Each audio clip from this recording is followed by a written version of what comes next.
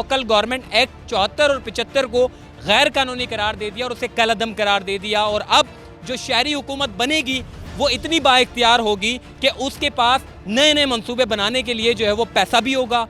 इंतज़ामी मामलात भी होंगे और सियासी पावर भी होंगे।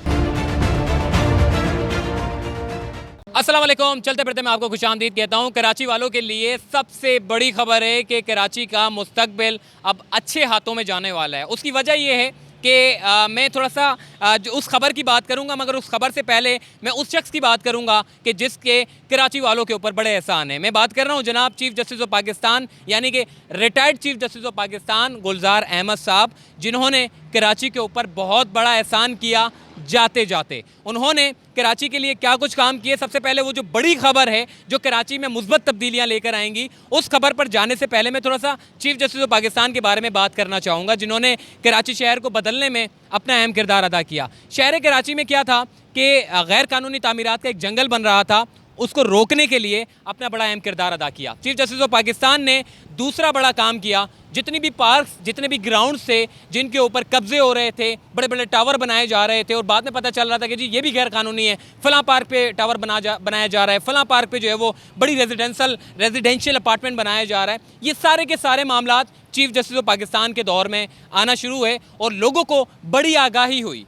लोगों को बड़ी अवेयरनेस हुई कि जिस जगह पर वो सरमाया लगा रहे हैं दरअसल हकीकत में वो सरकारी ज़मीनें हैं। और बाद में पता चलता है कि जी हमने तो फ्लैट ले लिया, ये बिल्डिंग कैसे गैर कानूनी हो सकती है। ये सारे के सारे निचले तबके के जो मामलात थे ये ऊपर आकर बड़े बन जाते थे। लेकिन अब ये सारी जो मैं बातें कर रहा हूँ ये उस बड़ी खबर के साथ जुड़ी हुई है, मुंसलिक है। अब मैं आपको थोड़ा सा बात करूंगा कि चीफ जस्टिस ऑफ पाकिस्तान ने YMCA ग्राउंड के बारे में बात करूं, इम्प्रेस मार्केट के बारे में बात करूं, इसके अलावा शहर कराची में जो जितनी भी गैर कानूनी तामीरात थी जो हम देख रहे थे, छोटे छोटे पोर्शन के ऊपर बड़ी बड़ी तामीरात कर रहे थे, 7-7, 8-8, 10-10 मंजिला 40-50 गज पर बनाकर किराए पर देकर या फिर बेच कर चले जाते थे और बाद में पता चलता था ये तो गैर कानूनी है। तो ये सारे के सारे जो कानून थे उस पर जो आवाम को आगाही दी, ये सारे के सारे वहीं सुप्रीम कोर्ट से निकले और चीफ जस्टिस ऑफ पाकिस्तान चूँकि उनका ताल्लुक कराची से था इसलिए उन्होंने जो है वो बड़े अच्छे अंदाज में चीफ जस्टिस ऑफ पाकिस्तान ने इस पूरी समात को कराची में जो गैर कानूनी तामीरात का धंधा जो शुरू था उसको रोकने के लिए अपना अहम किरदार अदा किया। तजावुज़ात के ख़ात्मे के लिए आपका जो KMC का इदारा है, एक पंचर वाले के पास अगर छोटी सी बाउंड्री भी होती है तो उसको तोड़ने का भी पावर KMC के पास नहीं था, मगर KMC को बाइख्तियार बनाया चीफ जस्टिस ऑफ पाकिस्तान ने। KMC ने कहा सर हम तो पंचर वाले के बाहर जो एक छोटा सा चबूतरा बना के बैठे हैं, अगर वहाँ पर भी जाते तो पकड़ के मारते हैं हमको, ये तो इनका हाल था। चीफ जस्टिस ऑफ पाकिस्तान ने कराची में जो मुख्तलिफ इदारे हैं जो कि KMC, KDA, इसके अलावा MDA, बोर्ड ऑफ रेवेन्यू की मैं बात करूँगा, बोर्ड ऑफ रेवेन्यू में चीफ जस्टिस ऑफ पाकिस्तान ने उस निज़ाम को कंप्यूटराइज़ करने के लिए अपना अहम किरदार अदा किया। हालांकि वो निज़ाम जो है वो 50% कंप्लीट हो गया था और 50% बाकी रह गया था, जिस पर चीफ जस्टिस ऑफ पाकिस्तान ने कहा कि कब आप मुकम्मल करेंगे, जिस पर हमने देखा कि जो बोर्ड ऑफ रेवेन्यू के सेक्रेटरी थे वो बार बार कहते थे कि जी सर हम कर लेंगे, हमें थोड़ा सा टाइम दे दें, हम इसके ऊपर जो है वो काम कर रहे हैं, क्योंकि दर हकीकत वो चीफ जस्टिस ऑफ पाकिस्तान की रिटायरमेंट का इंतज़ार कर रहे थे कि कब ये चीफ जस्टिस ऑफ पाकिस्तान जाए तो हमारी जो है वो जान छूटे। तो हकीकत में जितने भी जो टाइम गेन किया गया वो सारे के सारे चीफ जस्टिस ऑफ पाकिस्तान की रिटायरमेंट से मशरूत थे। अगर ये कंप्यूटराइज निज़ाम हो जाए जो कि इमरान खान ने KPK में करवाया है, ये कंप्यूटराइज निज़ाम क्या है थोड़ा सा मैं इसकी आपको वजाहत कर दूं। इसका ये होता है कि अगर आप सरकारी ज़मीन के ऊपर कोई अपना फ्लैट भी ले रहे हैं तो आपको पता चल जाएगा जिस ज़मीन के ऊपर आप अपना सरमाया लगा रहे हैं वो दर हकीकत सरकारी ज़मीन है, आप उस जगह पर अपना सरमाया नहीं लगाएंगे और इस तरीके से आपका सरमाया बच भी जाएगा। ये जो कवानीन है, ये जो तरीक़ेकार है, ये हर मुल्कों में होते हैं, मगर बदकिस्मती से नोट बनाने के लिए तमाम इदारों के अफसरान की मिली भगत के बाद ये सारा का सारा सिलसिला जो है वो शुरू हुआ। अब चीफ जस्टिस ऑफ पाकिस्तान ने इस गैर कानूनी तामीरात के ख़ात्मे के लिए अपना अहम किरदार अदा किया और हमने देखा कि जाते जाते जो आखिरी दिन था चीफ जस्टिस ऑफ पाकिस्तान का, उसमें MQM पाकिस्तान ने दरख्वास्त जमा कराई थी। उन्होंने कहा कि सर हमें इख्तियारात नहीं दिया जाते, शहरी हुकूमत जो होती हैं, जो काम करती हैं, उसमें हमें डमी के तौर पे हम आ तो जाते हैं मगर हमें इख्तियारात नहीं मिलते। सिंध गवर्नमेंट चूँकि जो निचले तबके के जो यानी कि अगर इलाकों की बात करें, इंफ्रास्ट्रक्चर की बात करें शहर के, यानी कि रोड बनाने का काम ले लें या फिर पार्क बनाने का काम ले लें, ग्राउंड बनाने का काम ले लें या फिर वाटर पानी की सप्लाई का अगर काम ले लें, तो हमारे पास तो पावर ही नहीं है। चीफ जस्टिस ऑफ पाकिस्तान ने कहा कि आपके जो पिटिशन है उसको हम निपटा देते हैं। 74 और 75 यानी कि सिंध लोकल गवर्नमेंट एक्ट 74 और 75 को गैर कानूनी करार दे दिया और उसे कलअदम करार दे दिया। और अब जो शहरी हुकूमत बनेगी वो इतनी बाइख्तियार होगी कि उसके पास नए नए मंसूबे बनाने के लिए जो है वो पैसा भी होगा, इंतज़ामी मामलात भी होंगे और सियासी पावर भी होंगे। ये तीन बड़ी चीज़ें हैं जो कि सुप्रीम कोर्ट ऑफ पाकिस्तान ने शहरी हुकूमतों को देने का जो है वो हुक्म दे दिया है। और ये भी कहा है कि सिंध गवर्नमेंट जो है वो शहरी हुकूमत के साथ अच्छे रिलेशन रखेगी, जिस पर हमने देखा कि जितनी भी अपोजिशन लीडर हैं उन्होंने सुप्रीम कोर्ट ऑफ पाकिस्तान के इस ऑर्डर को बड़ा सराहा है। उन्होंने कहा कि ये ऑर्डर जो है वो कराची का मुस्तकबिल बदलेगा। उन्होंने कहा कि कराची में जितने काम होते थे वो रुकावट का शिकार हो जाते थे, लेकिन अब बाइख्तियार और पावरफुल शहरी हुकूमत बनाने के लिए ये होना बड़ा ज़रूरी था। अब मैं थोड़ा सा आपको समझा देता हूँ कि शहरी हुकूमत के काम क्या क्या होते हैं और जो शहरी नीचे से लेकर ऊपर तक ये सारे के सारे शहरी गवर्नमेंट जो है वो काम करती है। थोड़ा सा सिंपली और सादे अल्फाजों में मैं आपको समझाऊंगा ताकि आपकी बात समझ आ जाए। शहरी हुकूमत का काम होता है रोड बनाना,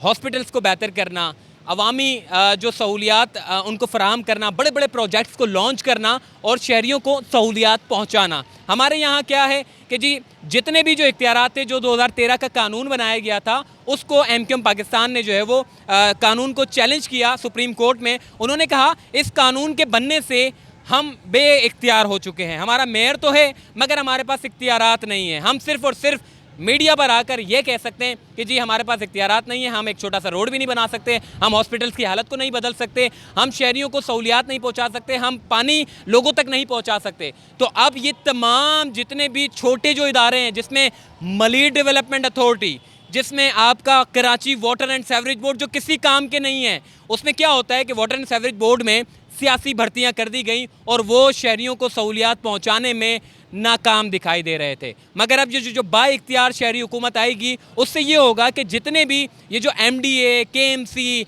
और इसके अलावा जो वाटर एंड सीवरेज बोर्ड वाले जो काम ही नहीं करते, अब उनके ऊपर तगड़ा हाथ आने वाला है। अब वो तमाम एम्प्लॉयज़ अब समझ लें कि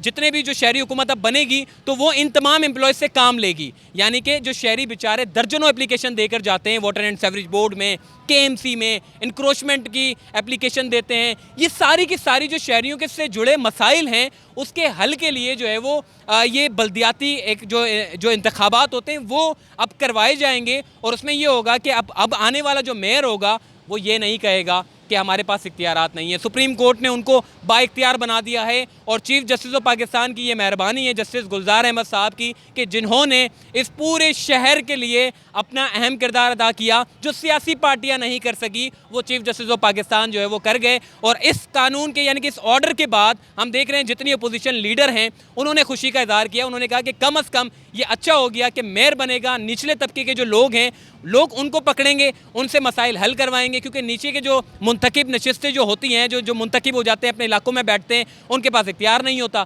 अब लोग उनके पास जाएंगे और अपने मसाइल को हल करा सकेंगे। अब हमने देखा दूसरी तरफ जो मेयर हैं वो KPK और पंजाब में जो हमने देखा कि इमरान खान का एक बड़ा अच्छा उनका एक निज़ाम है कि हम देखते हैं कि जब ये बल्दियाती इंतखाबात होते हैं तो तमाम निचले तबके की जो नशिस्तें होती हैं, जो निचले इलाकों से जो काउंसलर्स और जनरल काउंसिल, ये सारे के सारे मुंतखब होते हैं और इनकी एक असम्बली बनती है और वहाँ पर बैठ के ये वोट देते हैं और वोट देने के बाद फिर अपना एक मेयर मुंतखब करते हैं। इमरान खान ने इस पूरे काले धंधे को ख़त्म करने के लिए उन्होंने कहा कि मेयर भी शहरियों की मर्ज़ी से आना चाहिए, सियासी पार्टियों की मर्ज़ी से मेयर ना आए, ये शहरियों की मर्ज़ी से आना चाहिए। उन्होंने इस पूरे कानून को बदल दिया। उन्होंने KPK में अब जो मेयर आते हैं वो शहरी की यानी कि जो वोट देगा,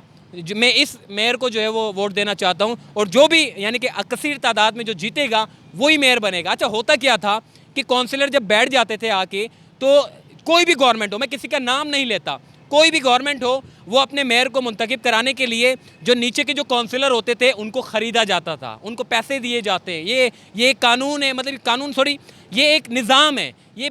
काला निज़ाम है हमारे शहर कराची का। तो निचले तबकों को पैसे देके मेयर अपना मुंतखब करते थे और अपनी मर्ज़ी से मेयर को चलाते थे। अब ये जो इमरान खान का जो एक निज़ाम है ये एक बहुत अच्छा निज़ाम है। अगर ये शहर सिंध में भी अगर ये लागू हो जाए कि मेयर जो है वो शहरियों की मर्ज़ी से आएगा, शहरियों के वोट से आएगा, तो इससे ये होगा कि मेयर के पास पावर भी होगा, इख्तियारात भी होंगे और माली यानी कि जो पैसों के लिए रोते थे पैसा भी होगा, तो सारे के सारे बड़े बड़े मंसूबे जो है वो शहरी हुकूमत जो है वो स्टार्ट कर सकती है शहरियों की सहूलियात के लिए। ये बहुत मुस्बत तब्दीलियाँ लेकर आएगा और इंशाल्लाह शहर कराची में बहुत सारे जो काम नहीं होते थे, जो रोड सड़कें ख़राब पड़ी हुई हैं, अंडर पासिस का बुरा हाल है, ओवरहेड ब्रिज का बुरा हाल है, ये जितने छोटे छोटे से बड़े बड़े काम हैं ये सारे के सारे शहरी गवर्नमेंट करेगी। दूसरी तरफ अब मैं बात करूँगा वज़ीर आला सिंध की भी, उन्होंने भी ये कहा है कि जी